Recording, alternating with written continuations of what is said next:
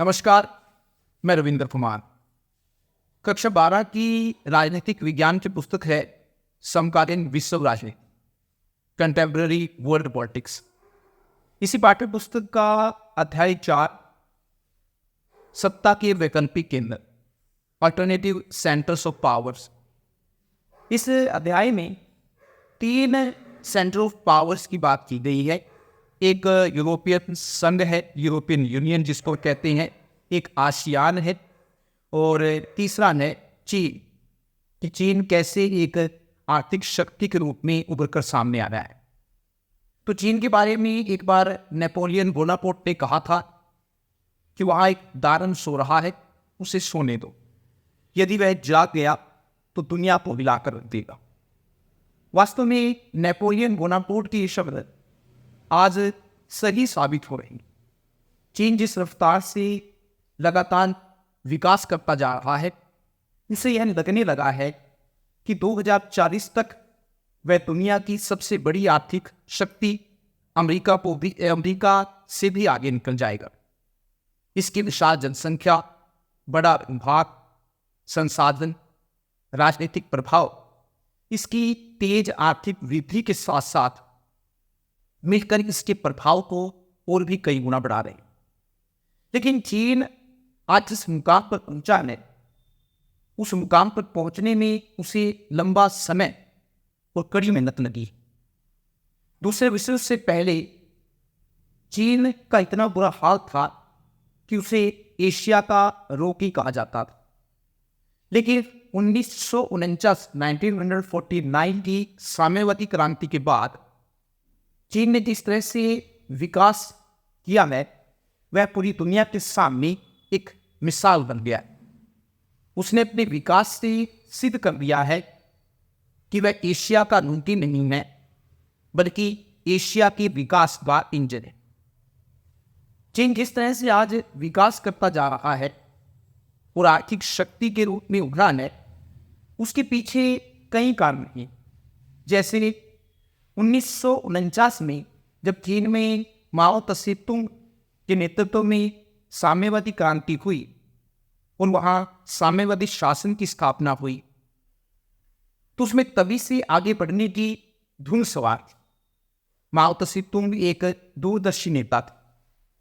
वे चीन को आगे ले जाना चाहते थे, चीन को एक आर्थिक महाशक्ति के रूप में देखना चाहते थे। इसलिए उन्होंने समय समय पर कई ऐसे सुधार किए जो चीन को आगे ले जाने में सहायक सिद्ध हुए। 1975 में माओ त्से तुंग की मृत्यु के बाद भी चीन में आर्थिक सुधारों की प्रक्रिया जारी। इसके बाद जितने भी नेताओं ने चीन की बागडोर संभाली, उन सभी ने चीन को आर्थिक शक्ति के रूप में स्थापित करने में अपना पूरा सहयोग दिया। चीन के नेताओं की एक खास बात यह भी रही कि वे सभी तकनीकी रूप से कुशल व्यक्ति थे।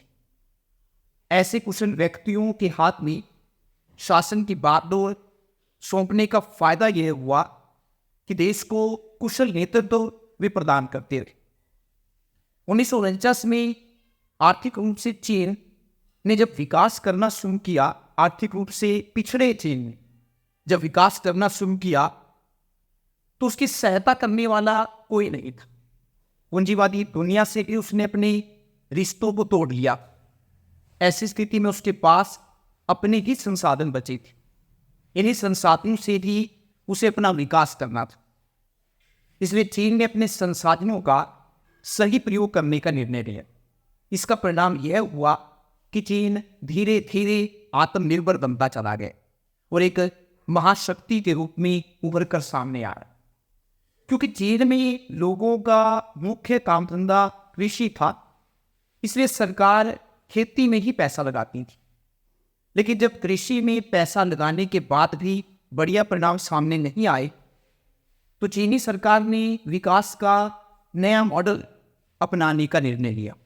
विकास के इस मॉडल में सरकार ने खेती में से या खेती में पैसा न लगाकर सरकारी उद्योग स्थापित करने का निर्णय लिया। लेकिन उद्योग लगाने के लिए विदेशी तकनीक और मशीनों की जरूरत थी। विदेशी तकनीक और मशीनें खरीदने के लिए विदेशी मुद्रा की जरूरत थी, लेकिन सरकार के पास विदेशी मुद्रा नहीं थी। ऐसी स्थिति में चीन ने अपने बलबूते पर अपने संसाधनों से बड़े बड़े उद्योग स्थापित किए। इसका परिणाम यह हुआ कि चीन कृषि प्रधान देश थे औद्योगिक देश में बदल गया। इन उद्योगों में हर वह सामान बनने लगा जिसकी दुनिया को जरूरत थी। चीन की आर्थिक शक्ति बनने का एक कारण यह भी रहा है कि वहाँ सरकार बच्चों को सामान्य शिक्षा के साथ साथ व्यवसाय और तकनीकी शिक्षा भी देती थी। कहने का मतलब यह है कि वहाँ बच्चा सामान्य शिक्षा के साथ साथ किसी न किसी व्यवसाय की भी शिक्षा लेता है। इसका फायदा यह होता है कि बच्चे के हाथ में कोई ना कोई हुनर भी होता है। बच्चे के हाथ में कोई ना कोई हुनर भी होता है। सामान्य शिक्षा के साथ साथ व्यवसायिक और तकनीकी शिक्षा देने का फायदा यह हुआ कि वहाँ डॉक्टरों, इंजीनियरों और तकनीकी रूप से कुशल व्यक्तियों की एक बड़ी फौज खड़ी हो गई, जिसने चीन को आर्थिक शक्ति के रूप में उभरने में काफी मदद की। 1970 के दशक तथा उसके बाद चीन ने कई ऐसे महत्वपूर्ण निर्णय लिए जो चीनी अर्थव्यवस्था को विश्व की एक महत्वपूर्ण अर्थव्यवस्था के रूप में बदलने में काफी मददगार साबित हुए। जैसे अगर हम बात करें तो 1972 में चीन ने अमेरिका के साथ संबंध स्थापित करके पूंजीवादी दुनिया से चले आ रहे अपने राजनीतिक और आर्थिक एकांतवास को समाप्त किया। अमेरिका से संबंध स्थापित करने का फायदा यह हुआ कि उसके लिए विदेशी व्यापार का रास्ता खुल गया। इसी प्रकार 1978 में चीन ने खुले द्वार की नीति की घोषणा। इस नीति के तहत विदेशी पूंजी और विदेशी तकनीक को आकर्षित करने के लिए चीनी अर्थव्यवस्था के दरवाजे विदेशी कंपनियों के लिए खोल दिए गए। इसका फायदा यह हुआ कि उच्च स्तर की विदेशी तकनीक चीन में आई, जिससे उत्पादन में जबरदस्त वृद्धि हुई। पहले चीन में कृषि पर सरकार का नियंत्रण था, लेकिन 1982 में 1982 में चीन में खेती का निजीकरण कर दिया गया, अर्थात खेती को निजी हाथों में सौंप दिया गया। खेती को निजी हाथों में सौंपने का परिणाम यह हुआ कि इससे कृषि उत्पादन में भारी वृद्धि हुई। कृषि उत्पादन बढ़ने से ग्रामीण आय में भी जबरदस्त वृद्धि हुई। गांव के लोगों की आय बढ़ने से उनकी खरीदने की शक्ति बढ़ी, जिसका फायदा चीनी अर्थव्यवस्था को मिला। पहले चीन में सिर्फ सरकार ही उद्योग लगा सकती थी, लेकिन 1998 में 1998 में चीन में उद्योगों का भी निजीकरण कर दिया गया। सरल शब्दों में कहें तो उद्योगों को निजी हाथों में सौंप दिया गया। उद्योगों को निजी हाथों में बेचने का परिणाम यह हुआ कि जो सरकारी उद्योग पहले घाटे में चल रहे थे, वे निजी हाथों में आने के बाद लाभ की स्थिति में आ गए। सभी को उद्योग लगाने की अनुमति देने का परिणाम यह हुआ कि ग्रामीण इलाकों में भी उद्योग या उद्योगों की संख्या तेजी से बढ़ी। इन उद्योगों ने भी चीन के औद्योगिक विकास में महत्वपूर्ण योगदान दिया।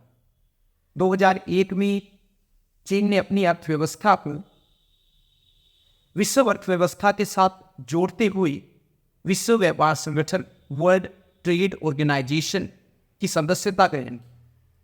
इस संगठन का सदस्य बनने का भी चीन को काफी लाभ मिला। चीन अब इस संगठन के सभी सदस्य देशों में अपना तैयार माल आसानी से बेच सकता था।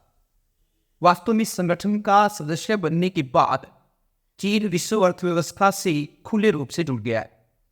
इस संगठन से जुड़ाव के बाद वह भविष्य की विश्व व्यवस्था को मनचाहा रूप दे सकता। 2004 में चीन ने निजी संपत्ति की धारणा को भी मान्यता दी। इस प्रकार यह कहा जा सकता है कि चीन अब साम्यवादी अर्थव्यवस्था से पूंजीवादी अर्थव्यवस्था की ओर बढ़ रहा है।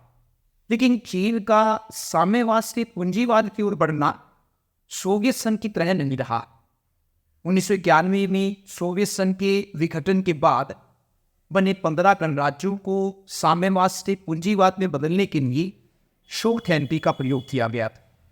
लेकिन वहां शॉक थेरेपी को अपनाने के भयंकर परिणाम सामने आए। चीन ने अपनी अर्थव्यवस्था को साम्यवाद से पूंजीवाद में बदलने के लिए शॉक थेरेपी पर अमल न करके चरणबद्ध तरीके से अपनी अर्थव्यवस्था को खोला। इसका परिणाम यह हुआ कि चीन एक आर्थिक महाशक्ति के रूप में उभर कर सामने आए और आज दुनिया के सभी देश चीन का दोहा मान रहे हैं। लेकिन इतना सब होने के बाद भी चीन में जो आर्थिक सुधार हुए हैं उसके कुछ नकारात्मक पहलू भी देखने को मिले। जैसे आर्थिक सुधारों का लाभ हर किसी को प्राप्त नहीं हुआ है। आर्थिक सुधारों के बाद भी चीन में बेरोजगारी बढ़ी। वहाँ 10 करोड़ लोगों के पास आज कोई रोजगार नहीं है। वहाँ काम करने की परिस्थितियाँ भी काफ़ी दयनीय है। मजदूरों को लंबे लंबे समय तक काम करना पड़ता है। उद्योगों की संख्या बढ़ने से पर्यावरण को भी काफ़ी नुकसान पहुंचा है। चीन की आबो हवा खराब हुई। निजी संपत्ति की धारणा को अपनाने से चीन में असमानता बढ़ी और अमीर और गरीब की खाई बढ़ती जा रही। अमीर अमीर होते जा रही है और गरीब गरीब होते जा रहे। चीनी चीज़ें गुणवत्ता के लिहाज से भी अच्छी नहीं है। चीनी सामान के बारे में यह धारणा बनी है कि वह सस्ता तो है लेकिन टिकाऊ नहीं। कुल मिलाकर यह कहा जा सकता है कि भले ही आर्थिक सुधारों के कारण कुछ नकारात्मक प्रभाव सामने आए हैं, लेकिन चीन का बढ़ता हुआ आर्थिक प्रभाव दुनिया के सभी देश स्वीकार कर रहे हैं। धन्यवाद। नमस्कार।